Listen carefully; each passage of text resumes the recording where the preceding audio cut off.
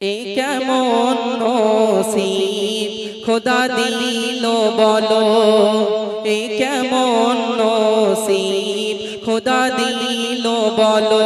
বেটির বিয়ের দিনে পিতার জানাজা হলো, এ কেমন নসিব খোদা দিল বলো। বেটির বিয়ের দিনে পিতার জানাজা হলো, এ কেমন নসিব খোদা দিল বলো। কোন এক গ্রামে এক দুঃখী পরিবার প্রসব কালে বিদায় নিল বিবি তাহার। আসমান যেন ভেঙে পড়ে তাহারি মাথায়, না জানি কি লেখা আছে জীবনের খাতায়। কচি মুখ দেখে সবই পিতা ভুলে গেল,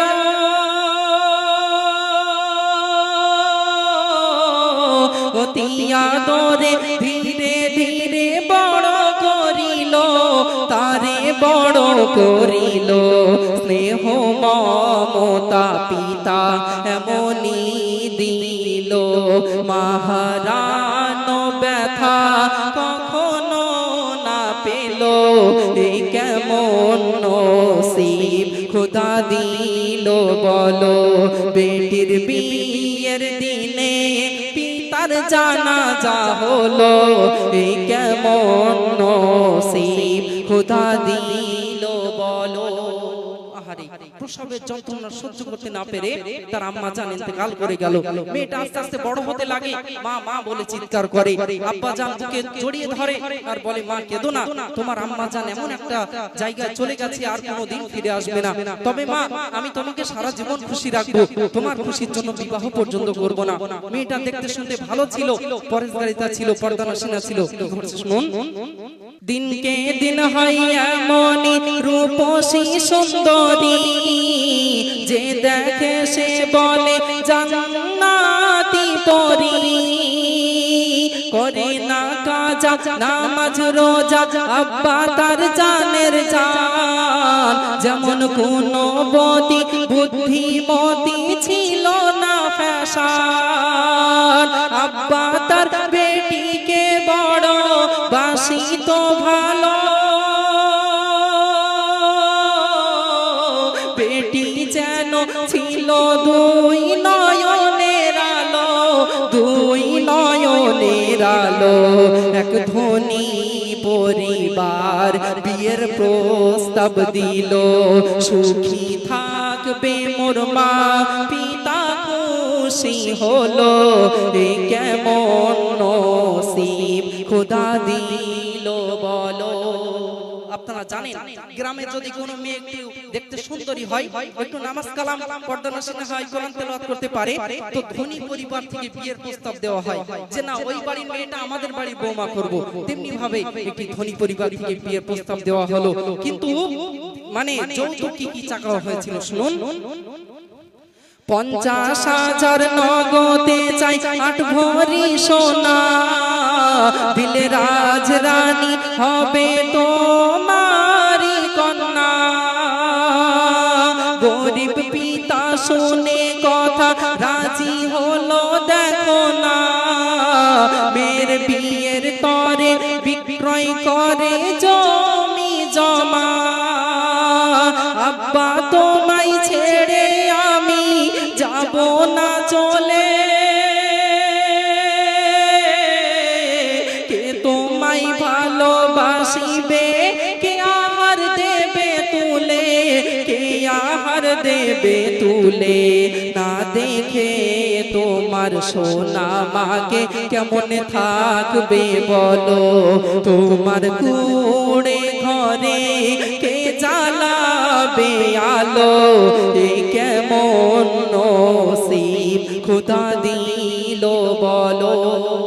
মেয়ের সুখের জন্য আব্বা সব কিছু করতে পারে, জমি জায়গা সব বিক্রি করে দিচ্ছে, টাকা এক জায়গায় করছে, কেন না সারা জীবন মা আমার ওখানে সুখে থাকবে। এদিকে মেয়ে কেঁদে যার বলছে, আব্বা আমাকে কেন পরের বাড়ি পাঠিয়ে দিচ্ছ আব্বা, তোমাকে না দেখে আমি থাকতে পারি না, তুমিও তো আমাকে না দেখে থাকতে পারো না আব্বা। তখন সেই আব্বা কেঁদে কেঁদে বলছে, ওহে মা, এই দুনিয়ায় প্রত্যেকটা মেয়ে তার আব্বার অনেক আদরে, কিন্তু কোন আব্বা সারা জীবন তাকে কাছে রাখতে পারে না, একদিন কেঁদে কেঁদে পরের হাতে তুলে দিতে হয়। কবি কত সুন্দর কথা লিখছে শুনুন। তিলে তিলে দেখো যারে মানুষ করতে হয়, কেঁদে কেঁদে তবু তারে পরের হাতে শুতে হয়। দেখতে দেখতে দেখো বেটির বিয়ের দিন এসে গেল, খাওয়া দাওয়া বিয়ে সেরে বেহাইকে ডাকিল, অসহায় ধনীর মিনতি করে কিছু টাকা কম আছে, দেব তোমায় পরে, দেব তোমায় পরে। চরম অপমান কন্যার পিতার করিল, ছোট লোকের জাত তোরা কি হবি ভালো, এই কেমন নসিব খোদা দিল বলো। বিয়ে হয়ে গেল, এক বিয়ে মশাই আর এক বিয়ে মশাইকে ডাকলেন, ডেকে বলছেন, দেখুন আমার অনেক আদরের মেয়ে, ছোটবেলায় ও তার মাকে হারিয়েছে, আমি মায়ের কষ্ট বুঝতে দেব না বলে বিবাহ পর্যন্ত করেনি। আজ আপনারা যা চেয়েছেন আমার সর্বস্ব বিক্রি করে দিয়েছি, এই নেন টাকা অর্থ সব আপনাদের হাতে তুলে দিচ্ছি, তবে খবরদার আমার সন্তান আমার মেয়ের চোখ দিয়ে যেন এক ফোঁটা পানি না বার হয়, আমার মেয়ের চোখ দিয়ে পানি বার হলে আমি আব্বা সহ্য করতে পারবো না, তবে কিছু টাকা কম আছে, আমি দিন মজুরি খেটে হোক, জন দিয়ে হোক, ভ্যান চালিয়ে হোক আপনাদের টাকা শোধ করে দেব। যখনই বললো টাকা কম আছে, সেই বিয়ে বাড়ির সকলের সামনে চরম ভাবে অপমান করলো, ছোট লোকের জাত বললো। আসলে গরিব মানুষদের দিল অতি নরম হয়, যখন এইরকম কথা বললো সহ্য করতে পারলো না, সেখানেই হার্ট ফেল করলো, করে মৃত্যুবরণ। কি ঘটনা ঘটছে আহারে। কবি লিখছেন, পিতার অপমানে সইতে পারে না কন্যা, আর বাপের গলা ধরে শুধু করিছে কান্না। আপনারা জানেন মেয়েরা আব্বাকে অনেক বেশি ভালোবাসে। একটা মা যদি আব্বা মানে মেয়েকে বকে অত সহজে কাঁদবে না, কিন্তু একটা আব্বা মেয়েকে বকা তো দূরের কথা, একটু যদি রাগান্বিত অবস্থায় তাকায় না, চোখ দিয়ে টপ টপ করে পানি ঝরবে। তো সেই যখন ইন্তেকাল হলো, কি ঘটনা ঘটছেন, পিতার অপমানে সইতে পারে না কন্যা, আর বাপের গলা ধরে শুধু করিছে কান্না। কি বলছে, যেন গরিব হয়ে জন্ম দেওয়া এ সমাজে পাপ, আর হার্ট ফেল করে অপমানে দুঃখিনীর বাপ। বেটির বিয়ের দিনে হলো পিতার জানাজা, নতুন বউকে ভাবলো তারা মস্ত এক বোঝা, ভাবলো মস্ত এক বোঝা, বুক ভরা ব্যথায় শ্বশুর বাড়ি গেল, শাশুড়ি শ্বশুর স্বামী খোটা তার দিল, এ কেমন নসিব খোদা দিল বলো।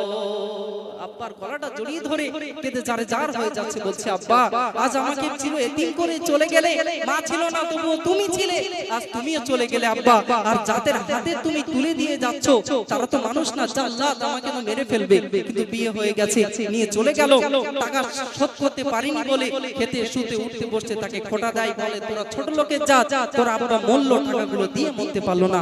কত সুন্দর কথা লিখছেন, খেতে শুতে উঠতে বসতে দিত তার খোটা, মদ মাতাল ছিল ধনীর সে বেটা, ছেলেটির ছিল আবার চোখেরই নেশা, বিবি পাইনি কোনদিন স্বামীর ভালোবাসা, রাত গভীরে মদ খেয়ে করিত অত্যাচার,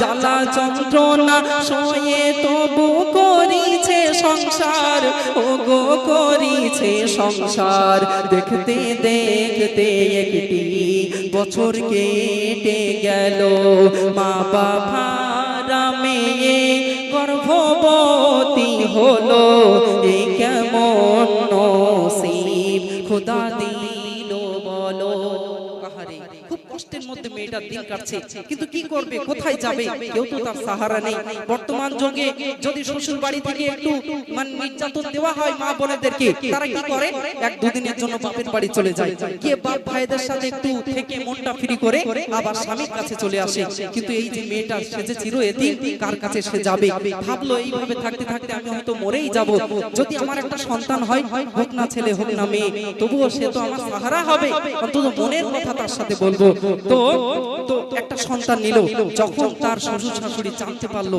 শেষ ছন্দে কি ঘটনা ঘটাচ্ছে শুনুন নারী চাই স্বামীর সুখ আর ভালোবাসা গর্ভবতী হয়েও কিন্তু নিরাশা গর্ভজাত সন্তানকে নষ্ট করিতে বারে বারে বলে তার বাপ বেটাতে বাপ বেটা বলছে তোরা ছোট লোকের জাত তোর গর্ভে আমাদের পরিবারের সন্তান আসবে এটা হতে পারে না আমার সন্তান কারো সম্ভ্রান্ত পরিবারে বিয়ে দেব তার গর্ভে আমাদের পরিবারের সন্তান আসবে যে সন্তানটা আসছে তাকে নষ্ট করে দিতে হবে মেয়েটা হাউ হাউ করে কেঁদে উঠেছে বলছে আল্লাহ আমি আর সইতে পাচ্ছি না ছোটবেলায় মাকে হারালাম বিয়ের দিনে আমার আব্বা জানকে হারালাম আর যাকে নিয়ে আমি স্বপ্ন দেখছি তাকেও এরা শেষ করে দিতে চাইছে বলছে আর আমি তোমাদের কাছে থাকবো না অনেক দূরে চলে যাব বাড়ি বাড়ি ভিক্ষা করে খাবো আমার সন্তানকে লেখাপড়া শেখাবো যখন তাদের কথা অমান্য হলো